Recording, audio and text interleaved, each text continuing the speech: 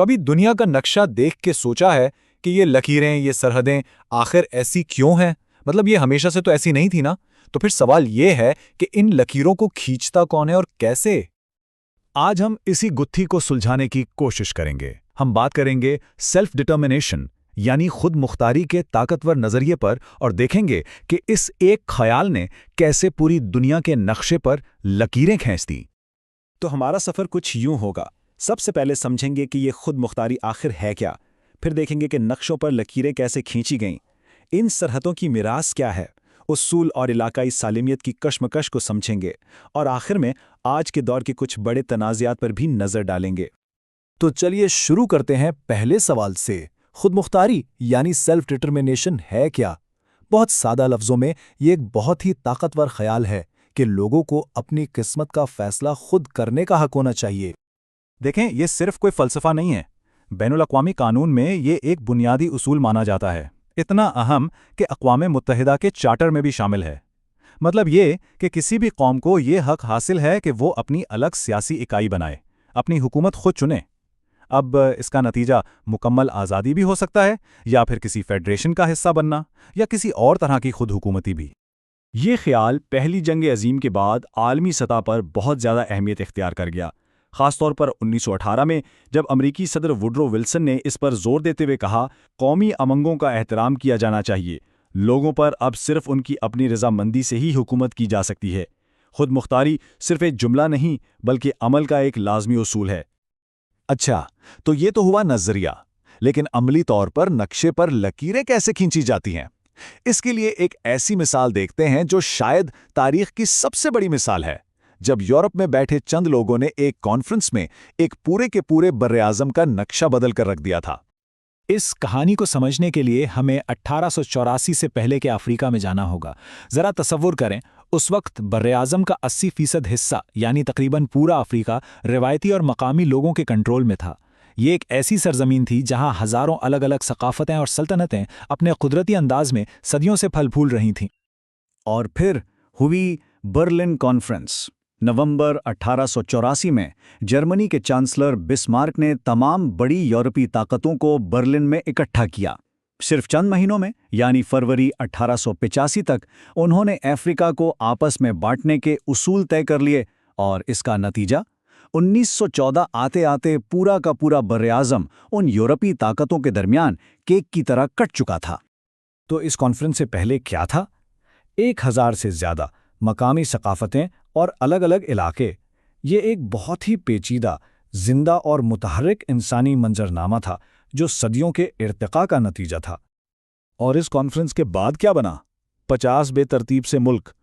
یورپی طاقتوں نے بس ایک نقشہ میز پر رکھا اور اس پر سیدھی لکیریں کھینچ دیں، اس بات کی ذرا بھی پرواہ کیے بغیر کہ ان لکیروں کے آر پار کون لوگ رہتے ہیں، ان کی زبان کیا ہے، ثقافت کیا ہے، یا ان کی تاریخ کیا ہے۔ اور اس فیصلے کے نتائج وہ تباہ کن تھے۔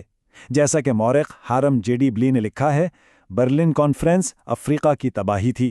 اس خطے کو سیاسی ٹوٹ پھوٹ کی ایسی میراث ملی جسے نہ تو ختم کیا جا سکتا تھا اور نہ ہی تسلی بخش طریقے سے چلایا جا سکتا تھا۔ سوچیں ذرا، ان لکیروں نے ایک ہی نسلی گروہ کو 2 یا 3 ملکوں میں بانٹ دیا اور صدیوں سے دشمن قبیلوں کو زبردستی ایک ہی ملک میں بند کر دیا۔ ان فیصلوں سے جو تنازعات پیدا ہوئے وہ آج تک جاری ہیں۔ تو یہ جو لکیریں کھینچی گئیں، ان کی میراث کیا ہے؟ آئیے اب ذرا ان سرحدوں کی اقسام کو سمجھتے ہیں جو ہماری آج کی دنیا کو شکل دیتی ہیں۔ برلن کانفرنس میں جو سرحدیں بنائی گئی نا، جغرافیائی سیاست میں انہیں ایک خاص نام دیا جاتا ہے، سپر امپوزڈ باؤنڈری یعنی مسلط کردہ سرحد۔ جیسا کہ نام سے ہی ظاہر ہے، یہ وہ سرحد ہے جو کوئی باہر کی طاقت آ کر کھینچ دے اور اس بات کو بالکل نظر انداز کر دے کہ وہاں پہلے سے کون سے سماجی، ثقافتی یا نسلی گروہ آباد ہیں۔ اب ذرا اس کا موازنہ ایک دوسری قسم کی سرحد سے کریں جسے سبسیکوینٹ باؤنڈری کہتے ہیں۔ یہ وہ سرحدیں ہوتی ہیں جو وقت کے ساتھ ساتھ خود بنتی ہیں، جہاں لوگ پہلے سے آباد ہوتے ہیں اور ان کی ثقافت اور زبان کی بنیاد پر قدرتی طور پر حدیں بن جاتی ہیں۔ جیسے یورپ کے زیادہ تر ممالک کی سرحدیں، ایک طرف قدرتی طور پر بننے والی سرحدیں، دوسری طرف افریقہ جیسی زبردستی مسلط کی گئی سرحدیں۔ فرق زمین آسمان کا ہے۔ اور یہی فرق ہمیں خود مختاری کے نظریے کی سب سے بڑی کشمکش کی طرف لے آتا ہے، یعنی ایک طرف لوگوں کا حق اور دوسری طرف ریاست کی علاقائی سالمیت کا اصول۔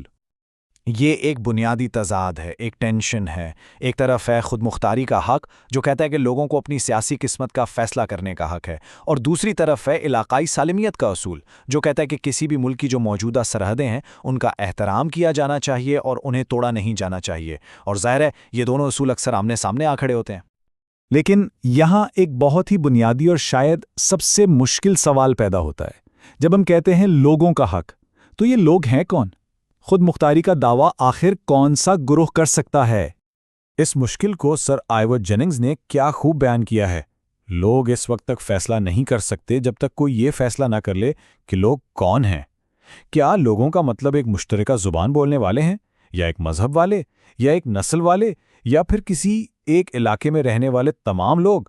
سچ تو یہ ہے کہ اس سوال کا کوئی آسان جواب نہیں ہے۔ اور یہی سوال ہمیں سیدھا آج کے دور میں لے آتا ہے اور ان تنازعات کی طرف جو خود مختاری کے نام پر دنیا بھر میں جاری ہیں۔ دیکھتے ہیں کہ وہ پرانی تاریخی لکیریں آج بھی ہمارے حال پر کیسے اثر انداز ہو رہی ہیں۔ یہ کوئی ایک دو جگہ کا مسئلہ نہیں، یہ ایک عالمی حقیقت ہے۔ کردستان جو ترکی، عراق، شام اور ایران میں بٹا ہوا ہے، اسپین میں کٹالونیا، بھارت اور پاکستان کے درمیان کشمیر، کینیڈا میں کیوبیک، برطانیہ میں اسکاٹ لینڈ، مشرق وسطیٰ میں فلسطین، یہ فہرست بہت لمبی ہے۔ دنیا بھر میں خود مختاری کی ایسی درجنوں تحریکیں موجود ہیں، اور ان سب کی جڑ میں وہی ایک سوال ہے: ہم لوگ کون ہیں اور ہمارے حقوق کیا ہیں؟